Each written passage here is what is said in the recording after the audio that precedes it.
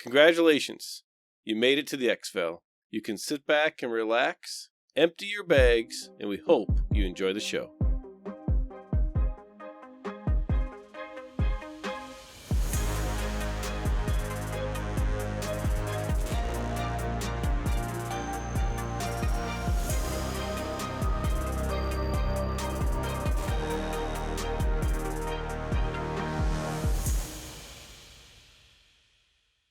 Hey there, Mike, aka MTB Trigger here, and with me as always is my co-host, Ronal, aka Eric. If you are brand new, welcome. This is an Escape from Tarkov podcast where we talk about all things EFT, and our goal is to get better at the game, and we hope that you join us on that adventure.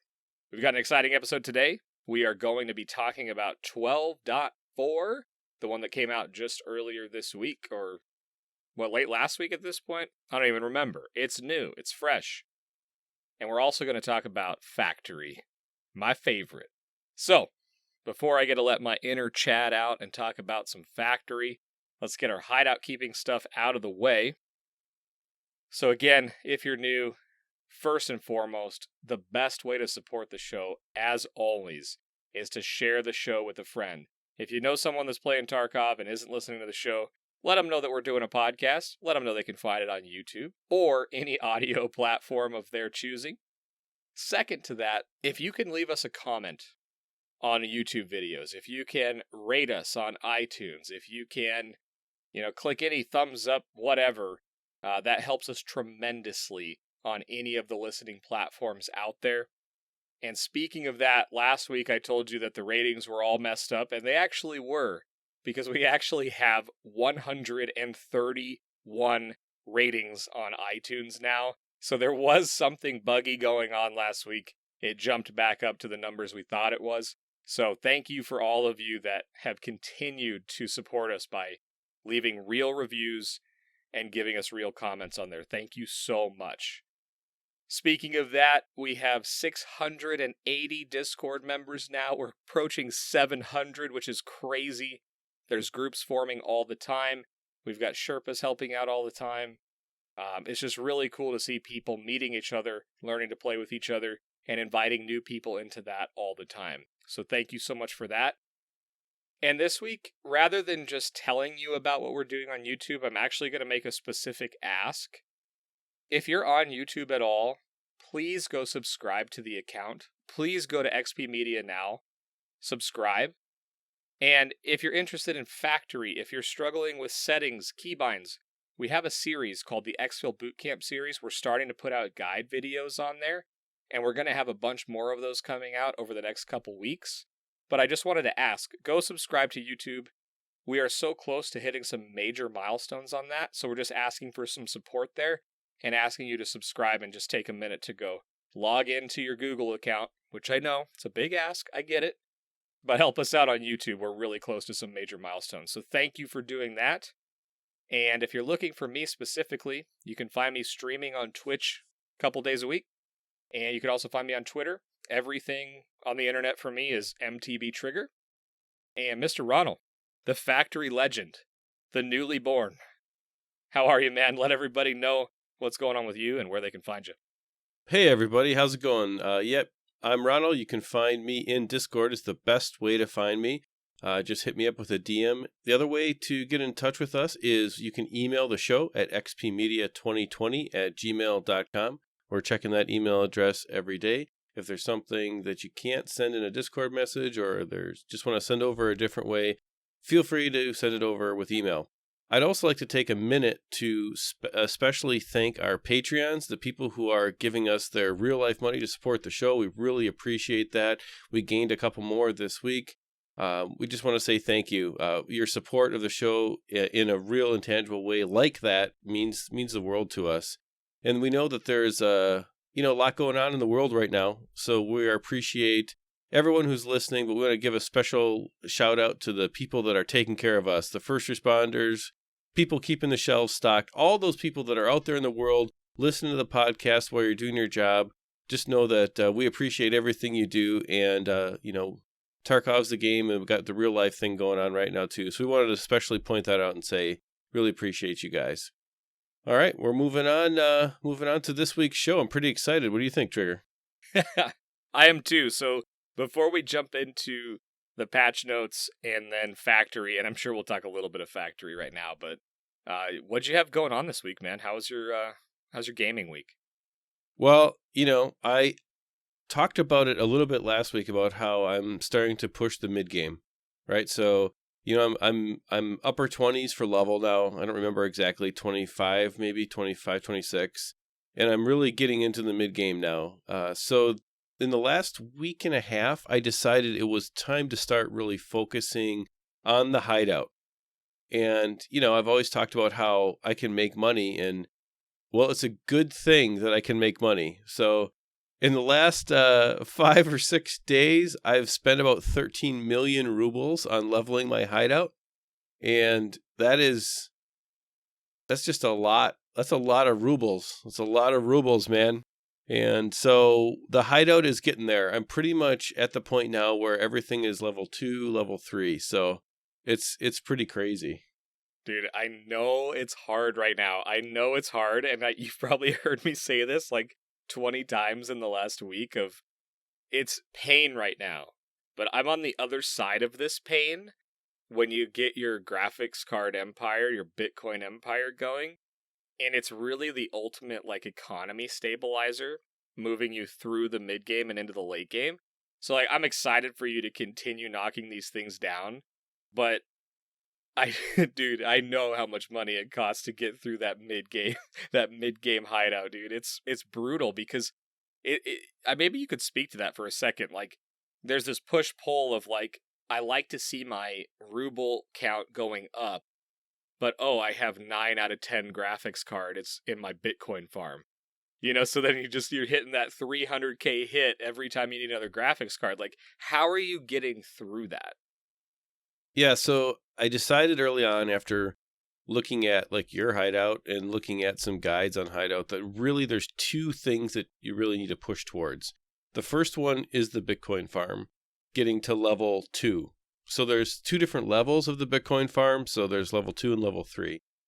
And I'm at level 2. So I have 10 graphics cards producing about 3 Bitcoins a day. So that's about 450K a day that's starting now is just going to be produced in the hideout. And the second thing is the water purifier, the booze generator, so that I can send scavs out with a bottle of booze to go out and retrieve whatever they're going to retrieve. And that's my next major push. And so getting to that point requires upgrading the rest of the hideout to level 3.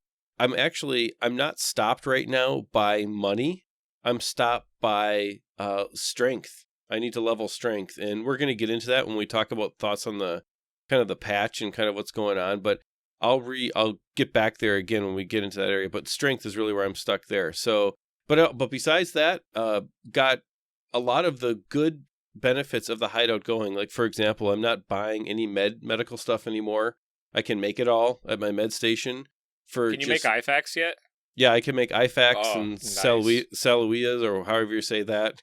I can make those with just buying stuff from Therapist, because the next piece of kind of where, again, pushing the mid game is getting the tasks done so that I can get the reputation with the traders up. Most of my traders are level 3 now, and because of that, there's some real benefits to buying things consistently, whether it's gun builds, whether it's armor, whether it's whatever. I'm starting to see the efficiency and economy from buying from the traders. So it's all kind of coming together slowly. I got a couple holes in there because in order to get the last like domino of tasks done, I have to get through some stuff on customs, and I hate customs so much. All I do is donate gear to customs. It's terrible. Yeah. Customs is brutal, man. It's like it's task central, and we've kind of beat that dead horse like weeks in a row. It's starting to smell, but it is, man. Like everyone experiences this, I think. I know I did. You're in it. You have to go back so many times too, because it feels like every trader, like you finally get one out, like you finish skiers, stuff on customs. Then it's like, oh, Prapper needs me to go there. Oh, great. Oh, now therapist needs me to go back there. Oh, good, Jaeger. It's like it doesn't seem to line up really well. So I Yeah, don't know if that's intentional or not, but it seems like you're always going back to customs for something. yeah. The frustrating part is I think it's either prep or mechanic. I don't remember which one, but I'm way over like the spend and the level requirement, but I haven't hit the reputation requirement. And so I've got like 2 more tasks that I have to do. And it's just Yeah. part of the game, right? But it's just one of those things where it's like you work hard at getting the spend requirements early on because they seem like such daunting numbers, but they really aren't. They just aren't after a while. And the level requirement, it kind of just isn't after a while. I don't know how to say it any other way. Like I thought it was a huge hill to climb at level 5, but it's not really. And so it's the reputation from the tasks, because some of the tasks are they're just hard. And so, it is what it is. So that's where I'm at. I am deep into the task progression system right now, and I'm actually really enjoying it. I've run into all of the Chad PvP areas a couple times on purpose, which has been a different way to play the game for me. So I'm having fun with that. And yeah, it's kind of coming along. Well, yeah, for me, so I just today hit level 49, and I had a 3-hour session in Factory, which again we'll get into. But I played Factory for 3 hours straight, and unfortunately, I had it ended by an Ultra Chad. He out-chatted me in gear and aim. And I'm still thinking about it here now, 6 hours later, but he wins this time. But this week, I didn't play a ton of Tarkov, honestly. I played a fair amount. I played a little bit of Interchange when it came out, got into that, tested it out a little bit, and then I played a lot of Factory. You and I played a lot of Factory, which is why we're going to talk about it. And then I know you did a little more work last night when you had some time to play. And I tried out Warzone. So if you're not familiar with this, it's the new Call of Duty Battle Royale, which me coming from PUBG, I'm always interested to see what happens in the Battle Royale arena, because that's kind of what got me into content creation. It's the whole Battle Royale take on FPS got me really into podcasting. So whenever someone has a new take on it, I go check it out. And I spent a fair amount of time playing Warzone. And I am, just in the last 2 days, I am back in Tarkov. So it didn't take me away very long. I think Warzone's a really cool game. I think it's fun. The best way I've heard it explained by anybody was a guy named Hambino, which I've talked about on the show before. But he said, compared to PUBG, Warzone feels like checkers and chess. And I kind of feel the same way, where Warzone is a whole lot of fun. You can go in, have a good time. I don't think you need to be grinding it all the time to be decent at it. But from a strategy element and gunplay, I don't, it's not drawing me in like some of the other titles in the BR genre have. So spent a fair amount of time, had fun. We'll still go back and play with people that want to play, but for now, I'm feeling Tarkov like crazy in the last few days. So the only other thing I'll report though is I've made no additional chocolate mishaps, but I do have all of my clips loaded full of ammo. You heard it right. Clips. Discord. It's clips. No, seriously though, we I'm gonna try to do my best to say magazine going forward. I just had to give a couple of you a heart attack for a second. But we appreciate the feedback on that. I now understand that it's magazines, and then clips are a completely different type of thing that's really not used in this game. So I have a lot of magazines and they have bullets in them. So sorry for the heart attack, but I'm coming at you too. Yes, and it matters. It really, really matters. And so because of that, we're a clip-free zone. So yeah, it's cool, man. Like, it's kind of funny to think about, though. We don't actually get a whole lot of extended play sessions. But this week we had a couple, and that was kind of cool. It's been pretty rare for us to have that happen with everything going on in the world and then just schedules. it was kind of hard to lock down a time to do the podcast, which is why we're recording it so late this week. But we got some time to play earlier in the week, which is kind of cool. So before we jump into what we spent most of our time doing, I do want to talk about the patch that came out. And I want to go through kind of the big changes because a lot happened with these.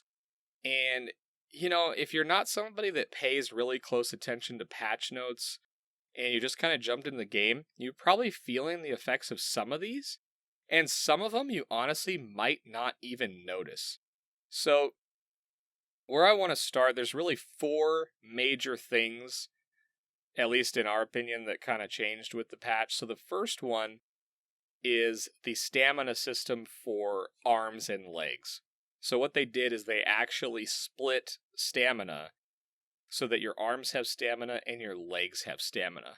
So I kind of want to take this on a personal level, these big changes, and I'll ask you first on this one. How has the stamina on your arms and legs affected your playstyle? Have you noticed anything about it? What did it do for you? I really didn't notice it that much, to be totally honest with you. How about you? So, yeah, it's kind of funny, right? I felt like this was going to be a huge change. I felt like it was going to be, oh man, there's 2 staminas now. This is going to be crazy. I didn't really notice it except for in one kind of critical way. It used to be if you were running through like shoreline or woods, like a map that required a heavy amount of scoping, meaning you don't want to run into an area without scoping it out first. What I noticed the most was that I would be sprinting, my stamina would get low, and before this patch came out, that meant that I couldn't hold ADS very long when I was looking around. After this patch, now when I sprint, I'm looking around, right? I can hold ADS after I've sprinted to almost wear out my leg stamina, and I can now ADS for as long as I want and survey the area, and then wait for my legs to regenerate as my arms are wearing down. So it actually, for me, in the way that I run around and play, is I'll sprint around and then I'll kind of scope like 180 degrees. And I could do that basically every time that I wanted to. Whereas before, I had to be really cognizant of how much arm stamina I was using. Because if my partner or somebody I was playing with was sprinting ahead, I was having a huge problem, you know? So it's a pretty big change, yeah. Yeah, I agree with you. Did you notice though? Do you feel like you can ADS longer or shorter? That's kind of what I was trying to think about there. When you first asked me what the change was, I was trying to think, well, can I ADS any longer or shorter? And I really don't feel like it's that much different. Yeah, I didn't notice it from that standpoint. Which is, again, like what I just explained, that's the only place where I really was like, oh yeah, I have 2 sets of stamina now. This is kind of cool. Outside of that, yeah, I didn't really notice it. Like, I wasn't like, oh man, my arms fatigue really quick, or oh, I can scope forever. It didn't really feel that way to me. It seems like they balanced it pretty well, I would say. But with the endurance wipe, maybe everyone's kind of back to a good starting point anyways. I guess I maybe noticed that I could run a little bit less, but yeah, it really wasn't so bad that it ruined the game or anything like that. Yeah, I don't think splitting the stamina was bad at all. You know, and you kind of mentioned it, so let's talk about it, unless you got something else on this one, because I think the strength and endurance wipe is probably the biggest like question mark that I have on this patch. You know, so if you weren't aware and you're maybe wondering why you can't chuck a grenade as far as you used to, or you can't run very far, it's on this patch, and I think it's related to the weight system. And you can probably hear this in my voice. I don't really understand why they did this. Like this is why I have questions on it. But what they did is they reset every player's endurance and strength levels back to 0 when this patch hit. And so that meant for the people that had it maxed out, had the mastered skill, the mastery skill at level 51 strength or level 51 endurance, that got reset back to 0. And yeah, the repercussion of that was, your endurance is 0, so every player got reset to 0. So I noticed it pretty significantly because my endurance was up there. It was like level 27, I think, before the wipe. So like I could run for a good minute, and not a minute literally, but I could run for quite a while. And it was like, oh my gosh, I can barely run now. So yeah, man, I don't know. I guess I have opinions on this, but what do you think about those? Well, my strength and endurance was not that high. So, I mean, because of that, my endurance was higher than it is now. It probably was it wasn't in the 20s. It was maybe like level 10 or 11. Mm-hmm. So I guess I noticed that I could run a little bit less, but it wasn't so much so that I felt like it didn't ruin the game for me or anything like that. It was just kind of something I adapted to. Yeah, I don't know. I know some people have strong opinions on it. I'm not sure if I do. I just, as far as endurance goes, strength, on the other hand, is something we should talk through because for the life of me, I don't understand strength leveling at all. So I don't get it. I mean, I have read what it's supposed to be and how you're supposed to do it. What I mean by not understanding it is I don't understand the design of the progression system for strength. I don't think that it's helping the game experience. And I also don't think that it's staying true to the hardcore nature of Tarkov either. Because there are things that, if it really was about being just hardcore, when I'm an overloaded loot goblin on Shoreline, with Bagception Burkett, in there, I should be leveling strength, right? As I'm walking or running across the whole map to get out, I should be leveling strength, and I'm not. And so I don't really understand that. I know you're supposed to launch grenades and you can level strength and all that stuff. So the design of it doesn't make a whole lot of sense to me. So, what do you kind of think about this?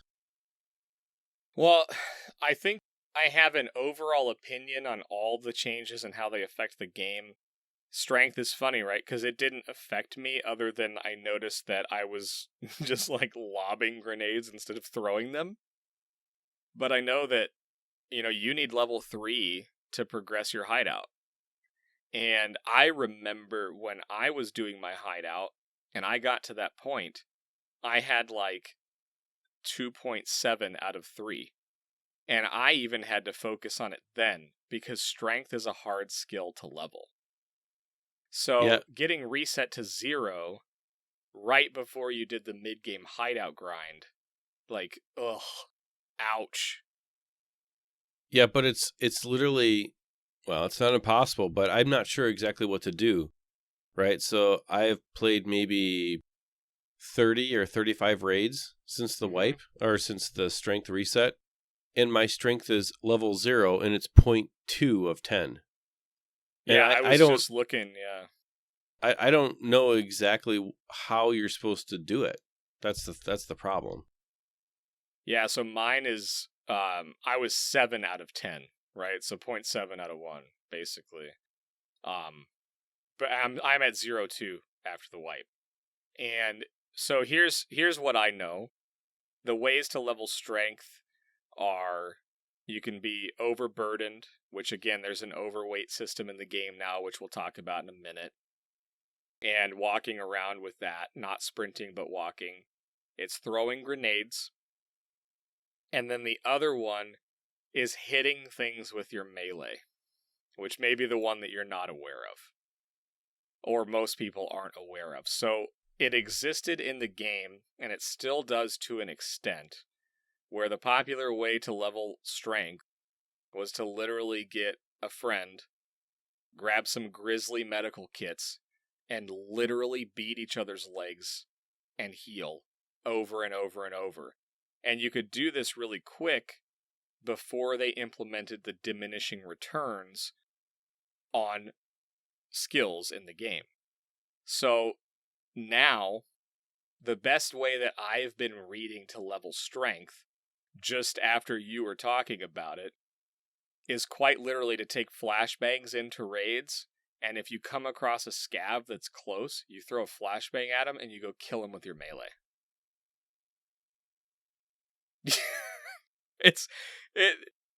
Your response is exactly what I thought. Like it doesn't make sense to me. Like, this skill is so antithetical to like everything else you should be doing in the game. Like, you're leveling up by walking around as overburdened. So you get a bunch of loot, and then they want you to spend more time in the map. They want you throwing extra grenades or flashbangs unnecessarily to level the skill. Or they want you focusing on melee skills. Like,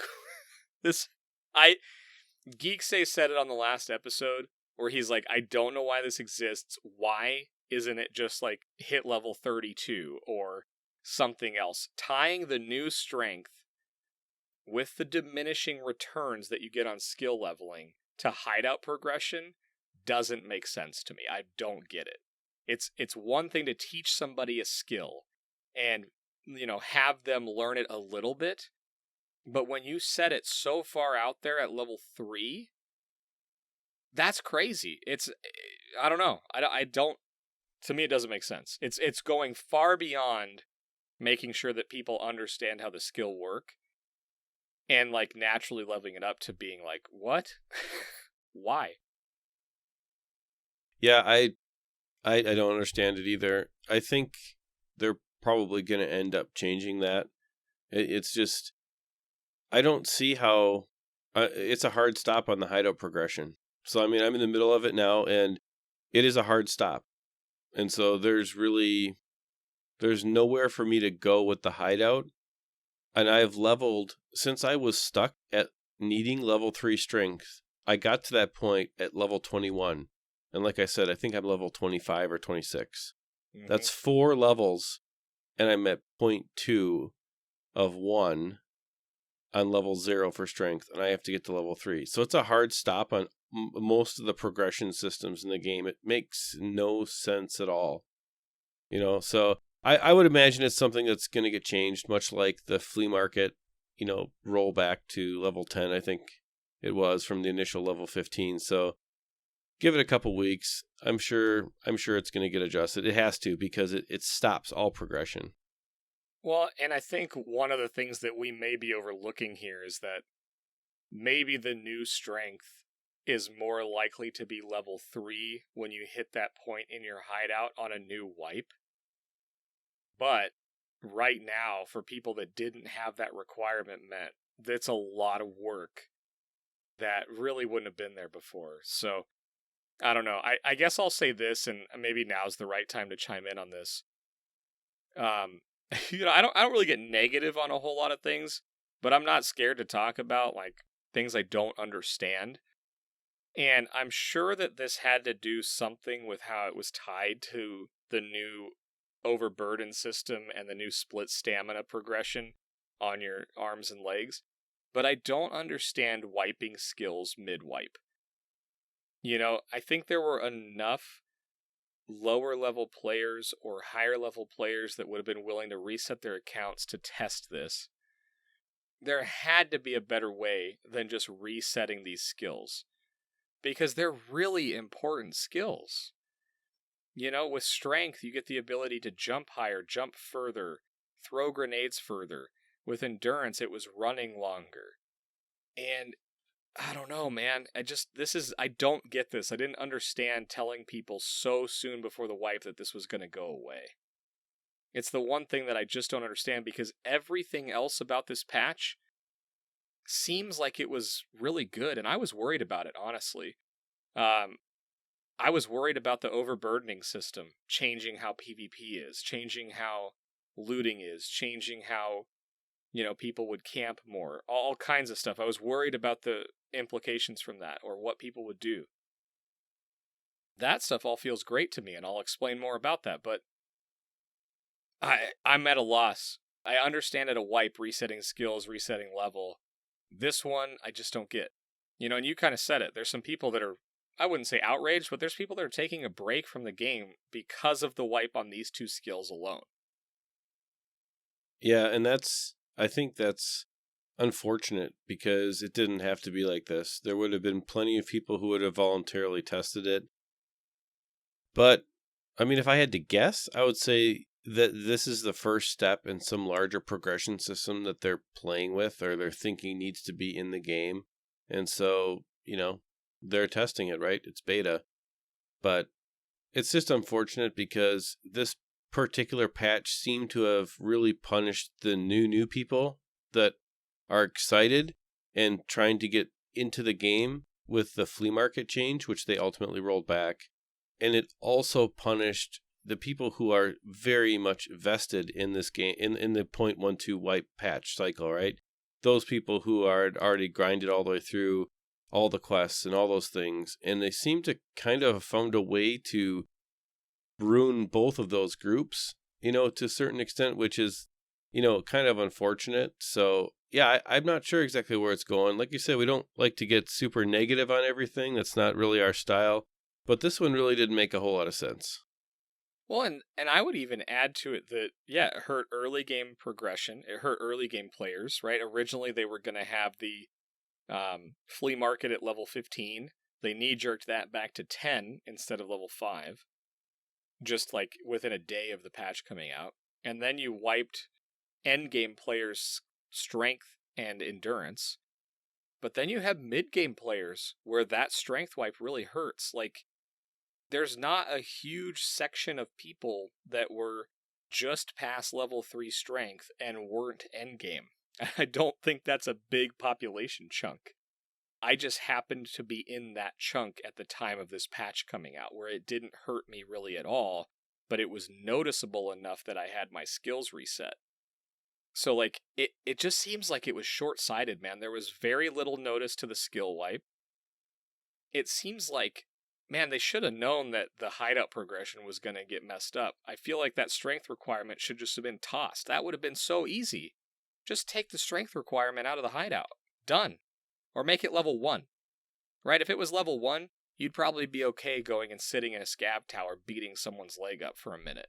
But it sounds like you're going to have to grind that. Like, literally grind someone's leg with a crowbar.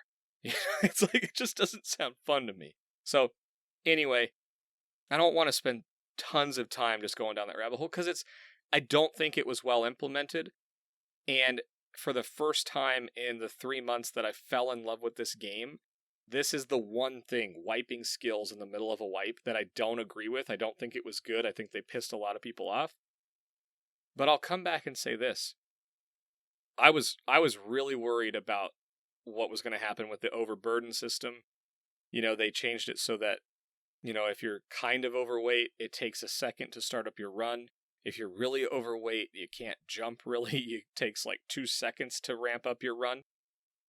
And when I first tried this out, like the second raid that I was in, I had a monstrous raid. I had like 3 metal fuel cans. I had a motor, a propane tank, all this loot on Interchange, right? And I'm sitting there worried. I'm thinking about it like, man, do I need to worry about this weight? But it's actually really immersive. It actually feels right. To me, it felt okay, and I was terrified of it. But it was like, oh no, I have all this stuff. I need to think about how I'm leaving. I can't jump over that railing on the right side of the Emercom exit and go down that grass field because I literally can't jump over it with all this stuff. So I need to use different cover. I need to think about how I'm going to get out differently. If someone shoots at me, I can't really run, so I'm going to have to fight back. It really made me stay in the game, and I didn't feel like Superman bounding around with like 70 kilograms worth of stuff on my body. I'm actually really impressed with how they incorporated this and the balancing that they did to it. And it certainly needs some tweaks, but it actually feels right. It's an immersive change to the game, and I'm actually pretty impressed with it at the end of the day. Yeah, I feel the same way. Actually, it has not hurt, I would say, the way that I play at all. I think that I like game decisions that during the raid force you to make choices that are kind of neutral, right? So their consequences really is just, okay, you need to make a choice. I'm going to do A or B, and either choice is good, but the immersion of the choice having to be made, I love that. And so I think that it's great that you have to make the choice. Like if you're going to use the Emercom EXFIL on Interchange, you're right. You can't jump over that guardrail. You have to walk around it in the very beginning at the end of the ramp if you're going to do that or not. Right. And so you have to kind of make that choice, and because of how much stuff that you're carrying with you. So I think it's great. Honestly, I it seems a little bit arcadey to me to be able to have the largest bag in the game and be carrying like 5 or 6 propane tanks and run around and just jump and shoot people. That doesn't feel like what they're trying to go for with Tarkov, with the super realism aspect of it. One piece of this that I've noticed is that there are a lot less people running around with super thick armor. And what I mean by that is on the bigger maps like Shoreline and Customs, I've noticed there's a lot more people running around with level 4 armor instead of level 6 armor. The Chads are running around a little bit less thick than they used to, because you can't. If you put on all that big thick armor, I'm going to run you down. And you can't run. And so I think that that's an interesting choice too, because you should be, if you have a bunch of armor on, think about that. If you're wearing, tons and tons of armor, you shouldn't be able to run around and just jump and whatever, because that's not realistic, right? So I think the whole system in general, whether it's loot or whether it's armor or whatever, even the endurance piece of it, I think that it's good. It's a change, but I do think it's good. And I think it's going to be something they can build other things on, which is going to make the game more immersive and more fun. Yeah, I agree with it. I think the change is good for the long term. I think they really messed up their short term implementation, but I think long term it's good. It needs tweaks. And I actually was challenged this morning or late last night. Somebody shared a link with me from a very I'll just read you the title of the Reddit post. It's from one of the sweatiest tryhards. Please disable the elite strength and endurance perks. And this is from Reddit user Disco Kenzie. And this is somebody who, after the wipe, has already grinded out elite strength and elite endurance. Okay, that's how tryhard this person is. Now, me personally, I'm a tryhard gamer. Like, I'm not afraid to admit that I'm a Chad, and I look for ways to get advantages, right? This guy is this is Ultra Chad, who killed me in factory, probably, right? But what he's saying is that in the PvP areas, and notably he's talking about labs if you go through and read all this, but he says, all competitive players have cheesed the new skills and are now facing opponents who cannot wear heavy enough armor to compete with us in any way or form. The skill disparity has increased massively, and players cannot even loot the armor we wear into combat because it weighs 20 kilograms to them, and it's nothing to us. Right, here's the perk that's crazy. As you level up your strength, if you max it out, it increases your jump height by 18%. It increases the amount you can carry by 1,020%. Increases melee strike power by 31%, increases sprint speed by 20%, and increases throw distance by 26%. And the elite one is only the weight inside and of your backpack is counted, meaning all of your gear does not count against your overburden score. So what they're saying is the people that grind this out now with this new system have such an advantage that it is a complete disparity, and they are asking for it to be removed. And it's because I think, and he didn't say this, but my opinion is he's saying this because he's worried about PvP going away on the PvP maps like labs, because people can't take the gear in to be competitive. And even if they go in competitive, they're not going to be able to carry the loot that they fought hard to earn out. Yeah, I think that's honestly, that's a great point, because you're not seeing level 6 armor on Shoreline. And if you are, it's pretty rare. So, I mean, and I think that labs is a whole different thing. I've never tried labs. But you're right, though. I mean, if you create such a disparity between the haves and the have-nots, they're just not going to do it because it's not fun to get wiped by a bunch of Chads over and over and over again. And you can say, get better at the game. And I can say, no, I'm going to go do something else. It's a game. Right. And so then eventually that group of people gets smaller and smaller and smaller. So I honestly think that for maybe not labs, okay, but for the rest of the maps, this was a great change. I can see how in labs, whatever, with that whole scenario is kind of unique, right? That whole system is a little bit different than the rest of the game. But for the rest of the maps, for PvP and the rest of the maps, especially the open, kind of more open maps, this was a kind of an equalizer. And I think it's making a positive change, forcing people to not just go in there with, huge amounts of armor. Now, if you do have someone who's a tryhard and they've leveled all these all the way up, well, then they're just going to be good at the game, right? If you know life any game, you're going to be better than everybody else. But for most people, I think it did actually level the playing field quite a bit. I agree. And I think that the long-term implications of these changes, with some more balancing, are probably really good changes to make to the game. I think wiping the skills was a bad call. That's my opinion. But I find it really interesting that in this game, and this is where it's so different from most of the stuff that I've played. Most, no-lifers, tryhards, whatever you want to call them, they don't want there to be competition. They want to literally douse it out. Any little spark of competition, they want to stomp it out. But here's somebody who is one of those players. And you know what the backbone of his point is? I believe it's that he wants people to play and enjoy this game and provide good competition. And that's something that I've only ever seen in MMOs, right? It doesn't normally exist in FPS. And that's why the combination of the two is so unique to me. And I think it's so cool that the elite of the elite in this game are worried about players not choosing to enter into the battlefield. That's cool to me.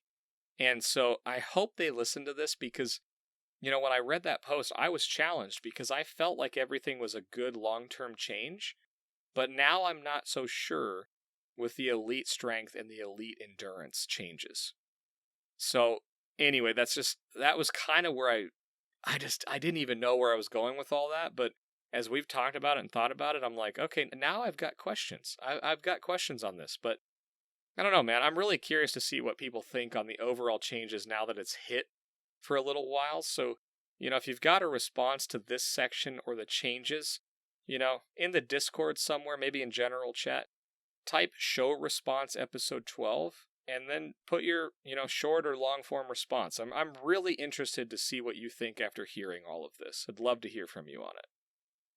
Yeah, that'd be great because there's going to be a wide variety of opinion on this, I'm sure. And if you really get into it, it's going to be really interesting to see if we have any of those people who are at the pinnacle of elite, that actually want this change. I'm sure there's people like that in our community. So yeah, that'd be awesome. Everyone, general chat, type this in. That's your assignment for this week. We know you're home. Yes. Yep. We're going to give you. I couldn't help it. we're going to give you a couple assignments because we're home too. So the other big change they made last week was updating Interchange. And the first time, this is great, the first time that I played Interchange on the new patch, I was super excited. Two things happened. One of them I expected, and one of them I didn't expect and was just completely surprised. I'm going to leave it at that. So I'm walking around, and all of a sudden I hear the alarm go off, which now for Kiba, there's an alarm that goes off, which I fully expected that. So I'm like, okay, it's on, boys. We're up there. We're going to get it done. So I heard the Kiba alarm go off, and I'm like, okay, this is great. And then I started to hear like children's rides, really creepy, like circus ride noises. And I was like, what? And so I made it out of that raid, and I immediately went to go look and see. I'm like, Was it do the you arcade? realize? Yeah, it sounds like. Do you realize when there's cultists on Interchange at night with the children's ride noises? This is like, it's a horror movie. We've gone to this is like the second part of the horror movie. We've gone horror movie part 2. It's just the creepiest, weirdest thing. Well, yeah. No, those noises were like, they threw me off too, because it didn't really sound like an arcade. You're right. And it's funny, right? Because there's a couple maps that I've heard people be like, man, cultists on this map is going to be rough. Like Factory and Interchange. But those are two of them. I think they're maybe the only 2 maps, but 2 maps that don't have like a marked area. And like Nikita said, it was going to be a marked area that they kind of hang around. So I'm wondering if they'll add marked areas or if they're just going to show up on all the maps. It'd be really interesting to see. Oh, they're absolutely going to probably... That's my answer for this.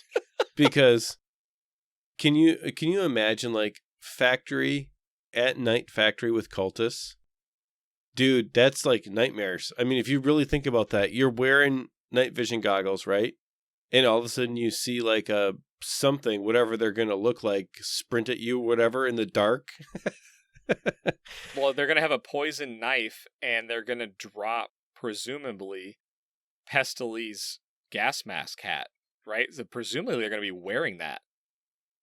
Yeah. That Raven thing, or whatever that is, I don't even know. That would be terrifying. Right, yep. So, the game's just going to even be more terrifying than it already is. So, I think, so I hope that they put cultists on every map, because I think it's going to be a whole new level of randomness, which will make things fun. But that was my first experience on Interchange with the new release, and it was, man, it was crazy. So, yeah, I do like the new sounds. We'll start there. Yeah. Well, personally, I ran Interchange 6 or 7 times since the patch, and it feels like the same map to me. I really haven't noticed any difference. The same areas are hot, the same areas are cold, and the loot seems the same. I've notably not found Killa in those 6 or 7 raids or heard him. So maybe that's a little different, that people are hunting him for the new key cards. But it's like, I'm aware that they added new EXFILs. Didn't really care. One of them requires you to go out with a SCAV. One of them requires you to throw your backpack or your vest or whatever it is. And then the other one is the safe room, which requires a key, which I don't have. So, yeah, the only thing I noticed was that they added alarms. I was really kind of underwhelmed by the quote-unquote changes. So, I'm aware that they added the new puzzles, like you have to pull something in a toilet to activate something in the garage.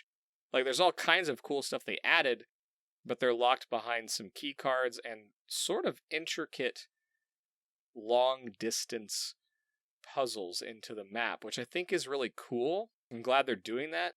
But I guess I was all hyped up for some major changes, and really the only thing that's changed my game style is that there's an alarm near some of the stores. I mean, at the end of the day, Interchange is, if you're not hunting Killa, Interchange is just a loot goblin run. That's fair. And, if you farm scavs along the way, that's usually secondary. It's all about expensive loot goblining. So yeah. I agree with you. It's not really that different. Yeah. What I think about when I think about Interchange, what's super fun is there's really 2 ways to run Interchange for me. I can go either in the mall or out of the mall. So I've made runs where on the outside of the mall, it just hit all the different caches. You can make plenty of money doing that and never even go in the mall. And then, obviously you can go in the mall and do everything that you would normally traditionally do. But yeah, I would agree. Besides the noise change, it's not really that different. And I guess I'm almost disappointed. I'm that I don't really feel super compelled to try any of the new features. I don't know if that makes sense. Like, I don't feel like the game is pushing me to try the new features. They're just kind of there. There's some intriguing ones, but again, they're behind keys that are really expensive right now. Now, the keys went from like 16 million on like day 1 and 2, and they're down now into the couple million range. So it's definitely you either need to find the key or you need to farm up and get the key, which makes it sort of an end game type task. And I'm aware that there's a LEDX spawn behind one of the keys, like the Ultra Pharmacy key, I think it is, that's pretty common. And there's some new stuff that's kind of, yeah, I'm kind of with you. Nothing's really forcing it unless you really want to get into it.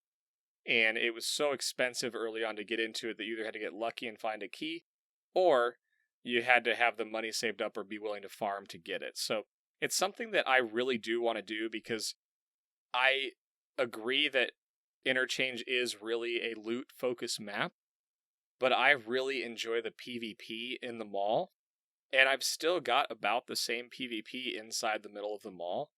And I'm wondering if I start doing these extra things that are around, if I'll get more PvP. So that's the thing that's got my curiosity turned up a little bit. But overall, it's been kind of the same experience so far. Interchange to me is nothing more than a giant store. So you don't have to pay anything. Right. So Interchange to me is just all ruble signs. I don't really see any value in much else there, but that's just me and the way that I like to play. Well, speaking of store and looting, I think we need to talk about the map that really doesn't require a whole lot of that, which is Factory.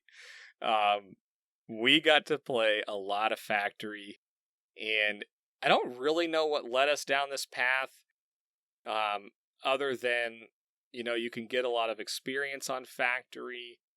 You can get kills there. There's some close range tasks. I can't remember what led us into doing this, but for I don't know, for the first, the last couple of days, it's been all Factory, man. Oh, I very much remember what led us down this path. I wanted to play, and you said, well, what do you want to do? And I said, oh, maybe we do Shoreline or something. You're like, maybe. You want to try a Factory run? And then we tried a Factory run, and then we just didn't do anything else. That's what led us down this path. So, it was a pretty good path. Pretty good path. I didn't want to take my cutoff shirt off, man. Yeah, so the learning Factory has been a blast, and it's been fun. That's shocking to me. Well, I love it.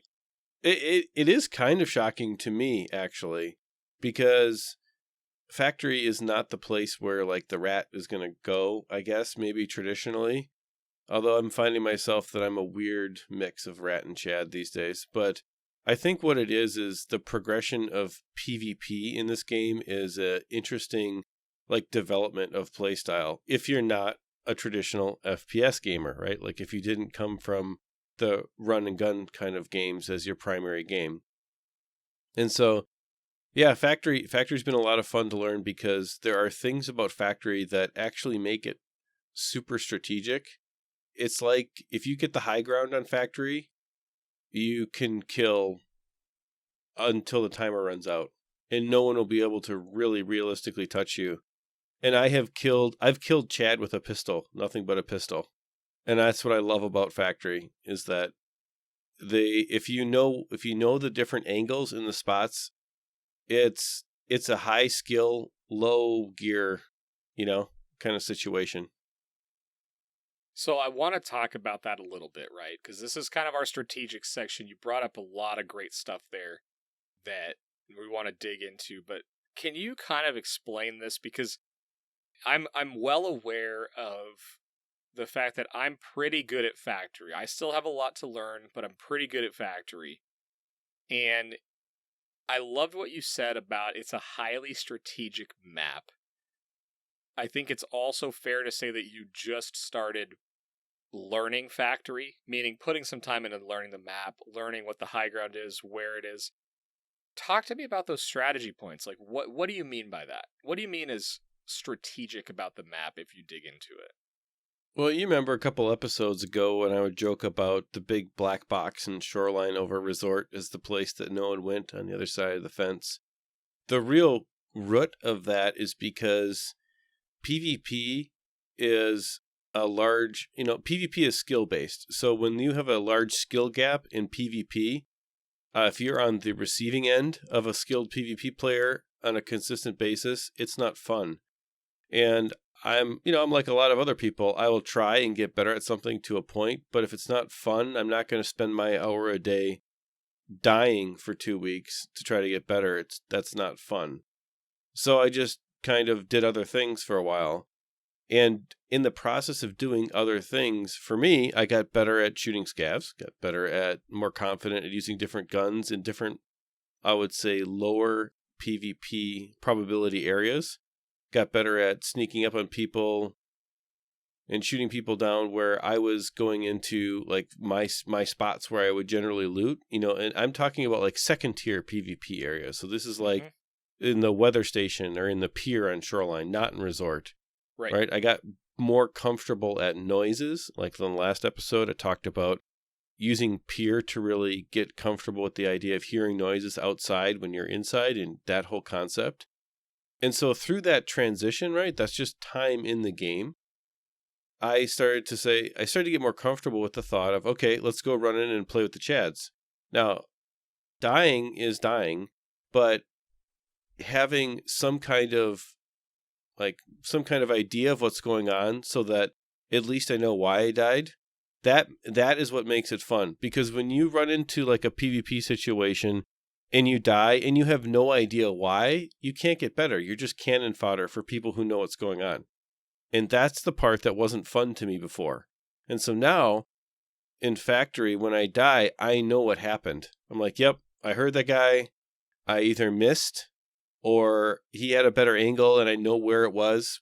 And those kinds of things. When you have that kind of knowledge, you can still die and still not be good. I guess good in air quotes. But when you know how to get better, then you can practice it next time. And that's when real progression happens. And that's when it's fun. So that's kind of where I'm at right now with Factory.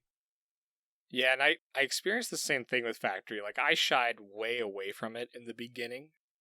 And then there was a point in my levels, probably early 20s, when I was like, I really want to get to level 30. And I think the best way to do that is going to be labs and Factory. And you're probably laughing at me if you think that a level 20 should be interested in labs, but that's when I started trying labs, and I quickly realized that I wasn't good enough yet to do that. So I was like, okay, well, maybe I need to learn Factory. And I taught myself a couple of areas, and again, it's through a lot of trial and error. I've spent a lot of time doing pistol or hunter or, budget AK builds to learn Factory, and I would find spots to farm scavs, and I quickly found ways where if I could kill one other PMC and then hold an area, whether I lived or died, I could farm like 8,000 to 10,000 experience on the scavs. Well, then that led to this branching out, right? The first area that I found that I loved was there's a little ramp right by a forklift, and I found that I could hold this little corner there and farm scavs coming from 3 directions, and listen and avoid PMCs, or kill them if they came close, which most people don't run through that area. And then I started branching out and learning the map. And this is the part that I'm actually really excited to hear from your perspective, because I've known Factory for a while, and then recently I've been working on mastering it. Like learning all of the different like sneaky spots, all the rafters, where every tunnel goes, where it comes out. I call that the mastery portion. Whereas before, I knew this ramp, I knew the office, and I knew the tunnel near that ramp with the forklift. I didn't know the tunnel with the silos in it. And that's part of the map that I didn't know very well. So what part of the map did you learn first? What first clicked on Factory, and how did that happen? Learning the office is what clicked, but specifically learning how to clear the office is what's clicked. So transitioning from the breezeway to the office, holding the breezeway is something that you just have to kind of understand. You learn all the angles that you need to be successful at holding the office. You learn by holding the breezeway. And when you get confident in that, you know that basically they're only going to come from certain directions. But the most important thing is the sound. You know, like what the sound is from each direction. So you don't even have to be looking. You could hear something from a direction that you can't cover because you can't physically switch angles, and oh, it's over there. And that was the first breakthrough, was understanding the breezeway and then pushing all the time into the office, shutting the left door, covering the right door. If there's glass, it's on the left. If you hear the thumps, it's on the right, and just waiting. And beside, whether you have scav aggro or not, there's usually, if you're up there early, you're usually going to kill 1 or 2 PMCs, or they're going to kill you, but there's going to be some people coming up there. And once you kill 1 or 2 PMCs, like you say, scavs start coming, and all you do is just farm scavs. And honestly, it's crazy to me, if you would have said this 2 months ago, that I don't consider factory to be successful unless I kill like at least 5 or 6 scavs. I would have told you were crazy, like way back in EXFIL episode 4 or 5. But it's fun. It's just fun. For those of you that don't watch the video version of this on YouTube, go subscribe to the YouTube, first of all. Second of all, I just raised my arms in victory because I just heard Eric say he doesn't consider it a victory on factory unless he gets a certain number of kills. And I wasn't even listening to the number. I just had my arms in the sky. Yeah, I've specifically turned away from the EXFIL because my body count wasn't high enough yet. And it's an interesting change in confidence. And that's the thing that I kind of want to get across. Like, if you're struggling with PvP and you're like, man, I just die all the time. It's just, there's a couple of things that once you start to learn those things, you get this sound ability, and you get this like just being able to cover the angles ability, and it makes such a huge difference in every aspect of the game. It's hard to explain. It just kind of happens one day. It's like all of a sudden, oh, the directional sound starts to make sense, and all of a sudden, okay, I realize if I sit at this angle, I know that this gun with this sight scoped out to this range can hit that far. And it comes from time, right? But in this game, it's so punishing when you don't have that down. It's maddening and frustrating when you're dying because you don't understand exactly why. And so, yeah, it's a lot more fun now for me because those things are starting to come together. I am by no means an expert at all. What I am is someone who now understands at a basic level what's going on most of the time. And in Tarkov, I'm almost embarrassed to say that it took me to level 25 to get to that point, but I now understand what's going on most of the time. And so the game is a lot more fun now. I'm just thinking back to the conversation that we had with Geeksay last week, and he said something that has just been resonating with me, and it's that the number one most important thing that you can do for your progression in this game is map knowledge. And if your goal is to always be learning something new about the map, whether it's, a blue key card spawns in this ambulance on resort, or, this room has this in it, or, you know what, I don't need this key, or learning the exits on factory and all those kind of things, it's critical. It's the most important, because I would imagine that a significant number of people that will hear this will say, man, I've barely been in factory if it wasn't for a task. And I get that. I do. I did the same thing. I really didn't go in there until my 20s, and I wish I hadn't waited that long. I've been doing an experiment for the last few days, 2 days in particular. I've only ran factory. 3 days, excuse me. It's been 3 days, and I would say combined in those 3 days, it's been probably 6.5, 7 hours of gameplay. And in those days, I have made 2.5 million rubles and gotten a bunch of good guns out, a bunch of good ammo, and I've bought all of my healing and ammo and everything out of that stockpile. So I probably made a lot more than that, but right now I'm up 2.5 million rubles just from playing Factory. Yeah, so one of the interesting things that happens, so pistol running on Factory, you run right to the office, you shut both doors, get there first, crack the safe, put whatever's in the safe in your gamma, and that's it. And so I would say the best run I've had out of there was maybe 300K. And the worst run at that point is like dying, right? But the least profitable will maybe be like 150, 200K. But what's happened more often than not is there's people ready to fight by the time that I turn around. So I watch both doors. They're both closed. I wait. I have clapped Chad in the head, geared up, and gone and fought. So I did a pistol run by myself where I went up there. I clapped a guy who came up and I took all of his stuff and I was good to go. He had an MP7. Game on, baby. And I ended up killing 9 scavs and I filled up his Burkett full of all kinds of stuff that I found. And I EXFIL'd, with like 15 seconds left because I wasn't going to go until I had killed as much as I could.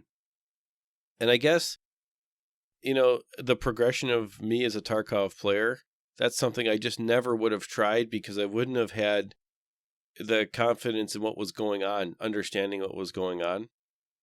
And so it's cool. It's cool. It feels good. Feels good to know more about a map.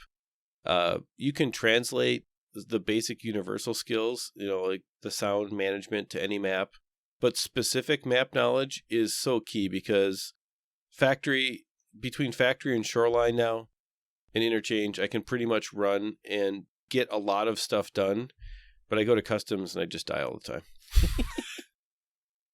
Well, and some things about Factory, if you haven't gone in there or you're relatively new to it, there's some critical things to understand about Factory. One is only 6 PMCs spawn into the map. Okay, so if you're going in solo, there's 5 other PMCs that will likely be there. If you're going in with 2 or 3, again, do the math and figure out how many PMCs there are. One of the things that I highly encourage is check and count dog tags. Because when I take people into Factory, my whole goal for them is that I want to kill all of the other PMCs or they kill PMCs so that we clear out all of them. So that we account for the only PMCs remaining in there, because then you're dealing with just scavs or player scavs. Because if you do that, you're basically saying, okay, my armor, my helmet, my gun is going to basically outclass every player scav on here, and I really don't have to worry about scavs. And so you can farm the experience like Eric's talking about. So it's critical to be counting the dog tags, because if you get in a scenario where you have 15 minutes left on the map and all the other PMCs are dead, farm, farm, farm. If you got matches in your backpack, you should be killing scavs and trying to find stuff to replace them. Get as much value as you can if you eliminate the other PMCs. Also to that point though, knowing where you spawn in and where the other player spawns, in my opinion, is the most critical piece of knowledge on this map. There's quite a few spawn points. Some of them look very similar. You gotta figure out which one's which. There's a couple rooms that are the red metal walls with a door, and the only difference between them is where the door is within there. Right? So if the door's on the right, you know which part of the map you're on. If the door's on the left, you know which part of the map you're on. If there's a little wooden door on the side and it's a door on the right, you know what the part of the map is on. So again, it's map knowledge. The other thing that sort of comes from running Factory a lot, I now know exactly how scavs operate. I know how they aggro me. I know how to de-aggro them. I know how to trick them. I know how to figure out if they're crouch walking, if they're standing up. There's all kinds of things you can learn from Factory regarding that. how they push into a room, how they move, how they shoot, how they can shoot you in the face from across the map sometimes. So you'll learn a lot about scavs running factory. And I think that's actually probably the second most valuable thing you learn, next to getting some more confidence in your PvP skills. Yep, I absolutely agree. The learning how scavs actually function is a huge step forward in being able to really push in the mid game. Because in the early game, you can do a lot of things by really not knowing what's going on. You can farm the flea market. You can even make it out on maps, killing 1 or 2 scavs. And, you're going to be successful enough that you'll progress. It'll be slow, but you'll be okay. But once you get to a certain point, it's just not as much fun to just get into a map just to live. And it's really interesting because a couple episodes ago, I got into how to get over the hump. And one of those things was just play to live at first. And I still totally think that's a good idea. You have to play to live, because playing to live leads to playing to kill other people to live. And so I think that that's super important. And once you get over that hump of playing to live and then playing to play the game a little bit more in a deeper way, it just becomes so much more fun, because you've already gotten over the fear of not living. And now you're on to, I'm going to start getting better at PvP or, PV Scav, whatever you want to call it. So I think factory is a great way to do that. I wish I would have kind of gotten over my fear of it earlier, but at the same time, kind of not actually, because I'm actually thankful for the progression in Tarkov the way it's gone. Because for me personally, I took all the different knowledge that I learned on Shoreline and all the different ways that I play on Shoreline and the angles and the sneakiness and all that stuff, and translated directly into, a giant PvP brawl zone in Factory. And I actually appreciate Factory maybe for different reasons than you do. We get to the same spot, but I actually, I think there's some great places. I found 2 places in particular on Factory where I can sit up there and I can hit people on almost the entire map.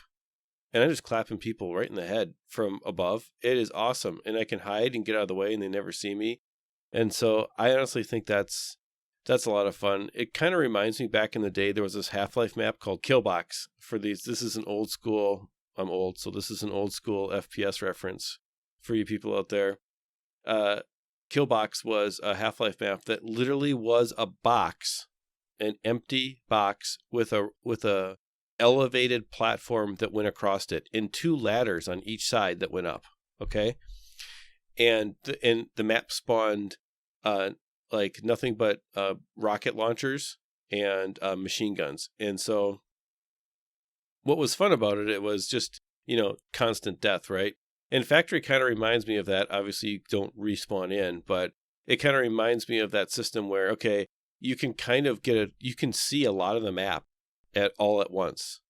There's different places to go hide, but you can still see a lot of the map at once as my skill goes up and as my gun mastery goes up, because now I'm kind of at the point where guns are starting to really matter.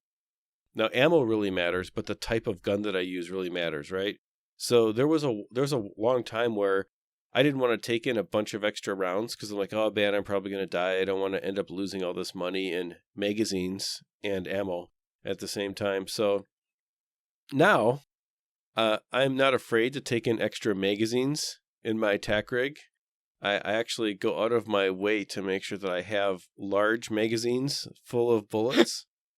And those magazines are helping me be very successful. And because of the extra magazines, our factory runs have become a lot more fun. Like, for example, I used to only have 50 rounds or 20 rounds. But now, if you take in 250 rounds because you have extra magazines in your attack rig, you end up in a scenario where you can really get a lot more done. And there's a lot to be said about the self-fulfilling prophecy of, if you bring in garbage ammo and play scared, you're just going to die because you're expecting that. But if you come in with halfway decent ammo, give yourself a good chance by having plenty of gun, plenty of bullet, and plenty of ammo. You know, you're playing from a point of confidence. And I think that just, you know, it makes a difference in just the frame of mind when you charge down a hall and, you know, yep, I've got 70 or 80 hit points or whatever. The scav's not going to hurt me.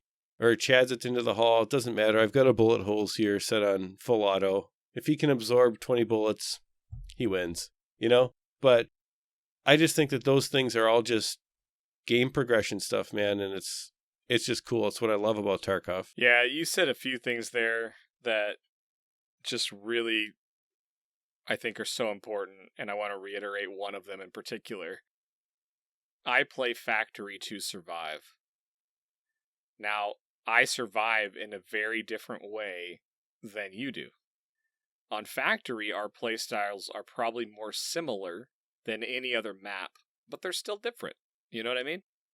And that's the critical piece. And the reason I bring that up is there was a few times in the last few days where we were playing together or we had a third person with us, and we would get some loot or we would get a nice key or something, and we're like 2 minutes into the raid. And I'm actually curious if this surprised you, but I'd be like, we should get out and reset. Right? Because the main goal is to survive and to increase the wealth in the game. So there was times where we killed one PMC or a scav or got some good loot, and I'm like, let's go. Let's get out, offload that loot, and get out of here. The main goal in Factory is to live. You want to kill, you probably have to kill, I guess is what I should say. And if you end up getting to the point where you can do that effectively and efficiently and kill some other players, you will have loot. And if you're not sure if there's other PMCs alive on the map, and you've got a decent amount of stuff, but you're only half full, take that stuff out, get back in there, you know, heal, get your energy and water back up, and get back in. So anyway, I just want to bring that up, that it's funny that the end goal is to survive. And that's really all that matters. And if you just get better at doing that on Factory, I think you'll enjoy it. Yeah, absolutely. The thing about Factory that makes it fun is it's so quick. So you can be in there for 2 minutes, find something, and leave, right? Or you can be in there for the full time and literally leave at like a minute left and still have the threat of an EXFIL camper, you know, and still deal with it right at the end. And so that's, you know, Factory is an adrenaline rush from the beginning to the end. And I think that when you start to understand what's going on around you, again, I'm going to go back to that point because it's so important. When you start to understand what's going on around you, it makes that adrenaline rush a lot of fun. And so whether it's 2 minutes, whether you walk in there and you're like, oh man, I got to put this in my gamma because I found something that's super valuable, or you're in there the whole time and you kill 17, you know, PMCs and scavs or whatever, right? I think that Factory just is a lot of fun once you start to understand everything. So, yeah. I agree. And, you know, I agree. And the last point that I want to bring up about Factory is we kept talking office. And I realized that we quickly started talking in a way that someone might not understand. So the office is basically the level 3 area on the map. There's a third story. And the reason it's categorized that is there's a SCAV EXFIL through the office window, which is in that room. But as kind of a location highlight on why this area is so popular is, one, there's a SCAV EXFIL in there. But two, there's a safe, there's 2 jackets, and there's 2 filing cabinets. So if you're trying to level up your search skill, it's a wonderful spot to do that because you have so many things to search and get your search skill up. You have a safe which can have very valuable and rare items that are needed for your later find-in raid tasks.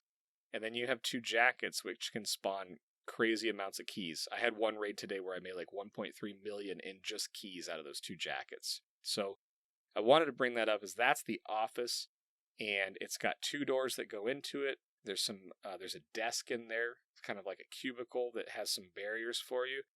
And then there's a hole underneath, like there's a gap underneath the right side of the cubicle that you could actually see under and into the hallway that separates it.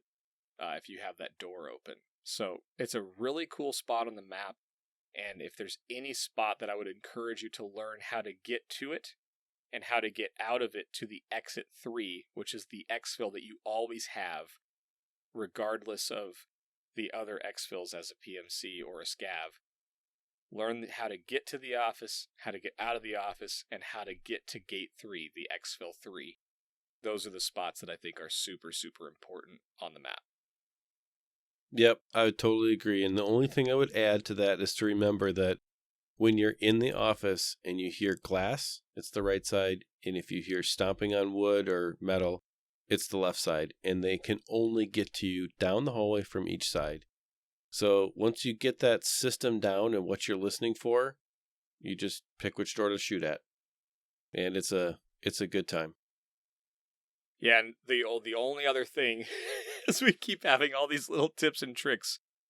Depending on which headset you wear, you can pick up some other things. So for me personally, if I'm wearing the tactical sport headset, I can actually hear faintly the glass in the locker room area below, as well as on the left set of stairs.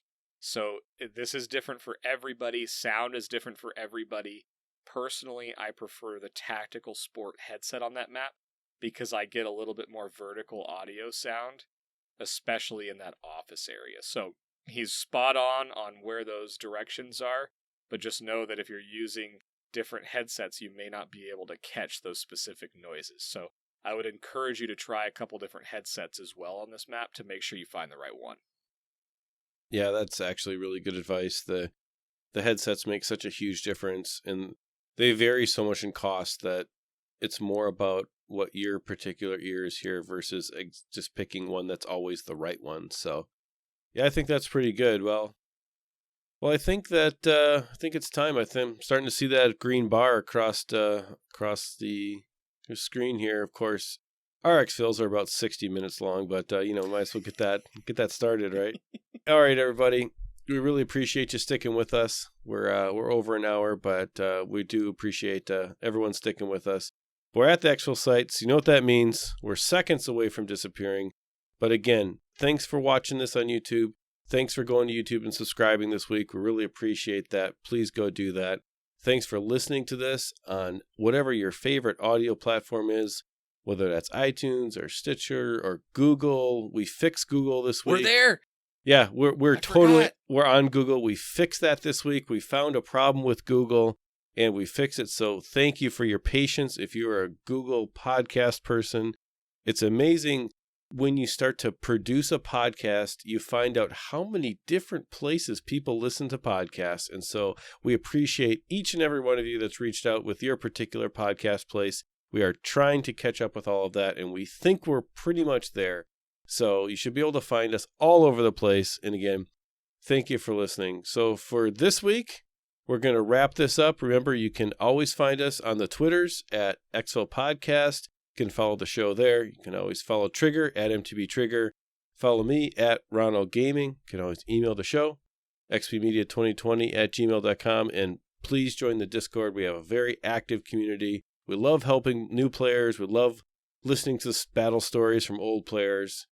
And yeah, that's pretty much it. Everybody have a great week. And remember to scav often. See you, everybody. Thank you.